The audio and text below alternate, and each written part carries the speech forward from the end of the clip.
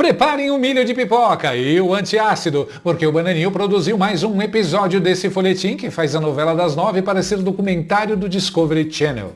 Ontem, dia 14 de maio de 2026, o senador Flávio Bolsonaro, também conhecido doravante como o senador Mermão, foi à Globo News. Sim, ele foi na Red Globo dar explicações sobre sua amizade colorida com Daniel Vorcaro, ex-dono do Banco Master, que agora está vendo o sol nascer quadrado. O roteiro é digno de Hollywood. Vorcaro financiou um filme sobre o Bolsonaro pai chamado Dark Horse, Cavalo Escuro, Azarão, ou se preferir o título brasileiro, O Coice do Destino.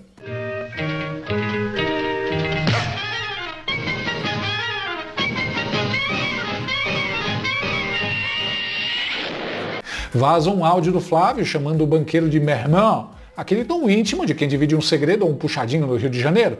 E a imprensa entrou em modo berserk.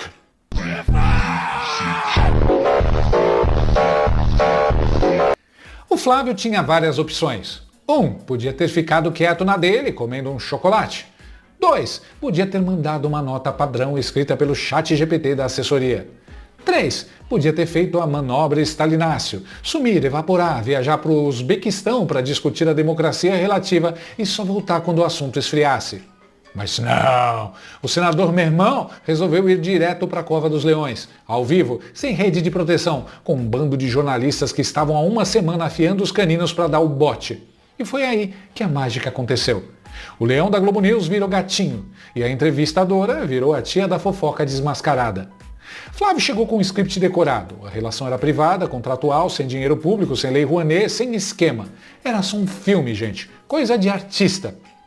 Aí a jornalista, com aquele tom de quem está prestes a lacrar no Twitter, perguntou: só para colocar todo mundo sabia em 2024 que ele era enrolado. Seu pai fez uma postagem dizendo que ele fazia parte do sistema. Olha, eu posso falar? Por favor. E o Flávio, com uma calma que só quem já viu muito processo na vida tem, soltou o bumerangue. Ele disse basicamente o seguinte: vocês estão dizendo que eu devia ter obrigação de saber de algo que o Brasil inteiro não sabia. Na época, em dezembro de 2024, ele era um banqueiro que frequentava as altas rodas do Supremo, participava de um monte de festas com grandes empresários, financiava diversos eventos. Inclusive, o Daniel Vorcaro, o banco dele, botou 160 milhões de reais na Globo. Programa do Luciano Huck, entre 2025 e 2026. É dinheiro sujo? É dinheiro sujo? Vocês sabiam da origem desse dinheiro? Eu acho que não. Acho que vocês agiram de boa fé. Como eu também fui buscar de boa fé. Qual é o interesse do Vorcaro em mim? Ele viu, eu acho, tem que perguntar para ele qual seria o interesse, por que ele quis financiar o filme desse jeito. Eu imagino, Júlia, que seja com a expectativa de retorno desse investimento.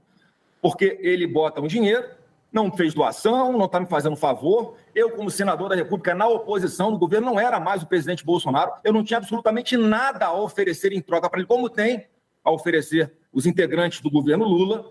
Tá? Então, foi uma relação completamente contratual. Ele bota um dinheiro com a expectativa de receber um percentual em cima do lucro desse filme, que vai ser um filme com uma grande bilheteria, um filme que está maravilhoso. Então, não queiram me misturar, porque é por isso que eu estou pedindo a todo momento essa CPI do Banco Master, mais do que nunca ela é necessária, que é para separar bandido de inocente. Eu não vou aceitar me vincularem a esses contatos espúrios que o governo do PT tem com o Vorcaro. Eu não me reuni no escurinho do cinema com ele, não. Quando eu falo, Júlia, que eu nego, na verdade, que conhecia, que eu tinha contato com ele, é porque tinha uma cláusula de confidencialidade nesse contrato. A minha relação com ele era exclusivamente para o filme. Se eu falo assim, não, eu conheço o Vorcaro, a pergunta seguinte, qual ia ser? Qual a sua relação com ele? Eu ia ter que falar do filme. Foi só por isso que eu me eximi. E lá na frente do Supremo Tribunal Federal, quando eu sou interrogado, que eu reajo daquela forma, primeiro, que a pessoa que vem me abordar, eu conheço, é desse blog aí, que é um blog claramente, historicamente, favorável ao PT e contra nós, e eu não podia, mais uma vez, falar nada sobre o filme. Mas eu ainda... Peraí, senador. Assim, é investimento privado, como é de verdade. A Malu Gaspar engoliu em seco. Dizendo que eu devia ter obrigação de saber de algo que o Brasil inteiro não sabia.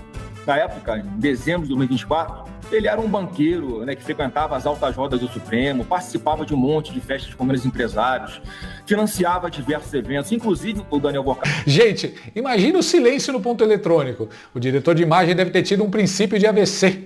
A jornalista ficou ali segurando o microfone como se fosse uma batata quente radioativa. O banco dele botou 160 milhões de reais na Globo.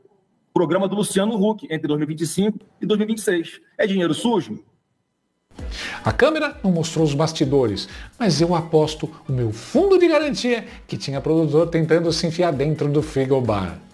O senador deu um checkmate na tia da fofoca. Eu sou amigo do cara? E vocês, que são sócios? Agora senta que lá vem história, porque a hipocrisia precisa de contexto. Exatamente 2 anos atrás, em 15 de maio de 2024, aconteceu em Nova York, porque rico não faz evento em Xerém, o Summit Valor Econômico. Coisa fina, terno de corte italiano, café de $15 e cheiro de dinheiro. Sabe quem era o patrocinador Master? O Banco Master. O nome é autoexplicativo, né? E quem subiu no palco para apresentar o Daniel Vorcaro com todas as honras de um herói nacional? Frédéric Cachard, o diretor-geral da editora Globo. O homem não só apresentou, ele disse, e está gravado, não adianta vir com o IA agora, que tinha o privilégio de ser amigo de todas as lideranças ali, citando nominalmente o Vorcaro. A gente tem um mix aqui muito especial de pessoas para fazer um evento que, como a Fernanda estava falando, é histórico para nós. Vou tomar a liberdade de chamar a Semana do Brasil em Nova York e de construir aqui um debate saudável que gere mais consensos do que dissensos. A gente tem a alegria de ter patrocinadores de empresas que a gente admira e que eu tenho o privilégio de ser amigo de todas as lideranças. Então, muito obrigado ao Banco Master, na figura do seu presidente, Daniel Vorcaro. Estamos muito entusiasmados com esse evento, com esse quórum qualificadíssimo. Asseguro que trabalhamos com esmero para fazer aqui hoje o melhor jornalismo possível ao vivo e que teremos uma repercussão ampla em todos os veículos do Grupo Globo. Principalmente aqui, com o valor que tem sido um baluarte para a nossa nação, Fred. Em meio a uma proliferação de veículos de mídia, com o advento e com a evolução de internet, mídias sociais, o valor tem sido uma referência e um norte para nós brasileiros, com informação sempre precisa e isenta. Então, eu cumprimento o Fred e toda a equipe que eu admiro bastante, Lauro, Maria Fernanda, Álvaro, Malu e todos os demais, que eu tenho uma admiração enorme pelo trabalho de vocês. E eu acho que esse Summit do Valor vai contribuir, vai enriquecer ainda mais a Semana Brasileira. Depois que você criou já essa nomenclatura, agora eu já me apropriei, a Semana Brasileira aqui em Nova York. Acho que ela se enriquece com a presença do valor nas discussões. Privilégio de ser amigo. Não é um mermão num áudio de WhatsApp. É o alto escalão da Globo declarando amor platônico e financeiro em Manhattan. E a amizade não era só de tapinha nas costas. O Banco Will, do grupo do Vorcaro, bancou o Domingão do Huck com 160 milhões de reais. O contrato foi assinado em outubro de 2025, quando o banco já estava mais quebrado que arroz de terceira. O último patrocínio foi ao ar em 23 de novembro de 2025, dias depois da prisão do banqueiro. O Huck até pensou em comprar um pedaço do banco. Imagina só, quem quer ser bilionário com dinheiro de origem duvidosa? É o assistencialismo financeiro mais lindo do Brasil. Recapitulando para ver se eu entendi, porque minha cabeça de brasileiro médio falha. Flávio fala, meu irmão, crime contra a humanidade. Diretor da Globo diz, privilégio de ser amigo em Nova York. Jornalismo de alto nível. 160 milhões financiam o Huck com o dono do banco já sendo investigado. Entretenimento puro e saudável. 2 pesos, 2 medidas e uma cara de pau que daria para reflorestar a Amazônia. Mas calma que o roteiro tem reviravoltas dignas de um filme do Christopher Nolan ou do filme do Flávio, sei lá. De onde saiu o áudio do meu irmão? O jornalista Carlo Cauti cantou a pedra. O celular do Flávio não foi. O celular do Vorcaro tá com quem? Com a nossa querida Pelúcia Federal. Aí eu te pergunto, por que esse áudio vaza justo agora, logo após a PF negar a primeira tentativa de delação do banqueiro? É o vazamento seletivo gourmet. O celular do Vorcaro deve ser um buraco negro de segredos. Tem conversa com o Guido Mantega? Tem. Tem papo com o Lewandowski? Tem gente de todos os tons de vermelho do governo. Mas o que escapa da nuvem segura da PF? Um áudio do Flávio Bolsonaro. É um milagre estatístico. É como se você jogasse um balde de tinta na parede e ele formasse o rosto do seu inimigo político. Como disse o André Marcília, prenderam o pai do Vorcaro para amolecer o coração do filho. O vazamento do áudio do Flávio é o petisco para a mídia se distrair, enquanto os peixes grandes do governo são protegidos por uma cortina de fumaça. Que coincidência de 160 quilates, não é mesmo? E, para fechar com chave de cocô, de ouro, temos a reação política. O Flávio Bolsonaro, acuado e sendo chamado de mermão de bandido, fez o que ninguém esperava. Ele pediu para ser investigado. Ele quer a CPMI do Banco Master. Ele quer abrir o capô do carro e mostrar o motor. Ele quer investigar Vorcaro, PT, Globo, patrocínios, tudo. E adivinha o que aconteceu no segundo dia de assinaturas? Nenhum parlamentar da base do Stalinácio assinou. Zero. Nu. Niente. O PT, que passa o dia postando vídeo contra o clã Bolsonaro e a corrupção do Master, se recusa a abrir a comissão que investigaria o Master. É a coerência típica desse hospício geográfico. Você chama seu vizinho de ladrão, mas quando ele chama a polícia para revistar a casa dele, você diz: não precisa. A polícia é muito barulhenta. Vai acordar os cachorros.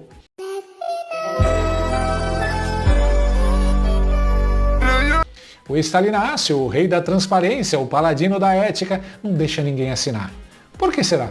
Medo que a tia da fofoca descubra que o Juvenal também estava na viagem para Dubai. Então, o quadro é esse, brasilinas e brasilinos. Temos um senador que é o mermão do banqueiro. Temos uma emissora que é a amiga privilegiada do mesmo banqueiro, por 160 milhões de motivos. Temos uma polícia que vaza áudio com a precisão de um cirurgião plástico fofoqueiro. E temos um governo que grita: pega ladrão, enquanto esconde a chave da delegacia. Dá para rir? Dá. Mas é aquele riso de quem sabe que o palhaço do circo é o contribuinte. No meio dessa briga de quem é mais amigo do criminoso, existe um banco quebrado, correntistas desesperados e aposentados que viram suas economias virarem pó de pirlim-pim-pim. Enquanto a Globo News e o PT tentam decidir quem é o verdadeiro tio do pavê da história, a tia da fofoca continua lá, apontando o dedo para todo mundo, mas escondendo a fatura do cartão de crédito embaixo do tapete. E a lasanha? A lasanha de 160 milhões já foi comida faz tempo e quem ficou com a azia fomos nós. Beijo no ombro para quem fica e não esqueçam de assinar o canal antes que a Pelúcia Federal resolva vazar meu histórico do YouTube. Fui!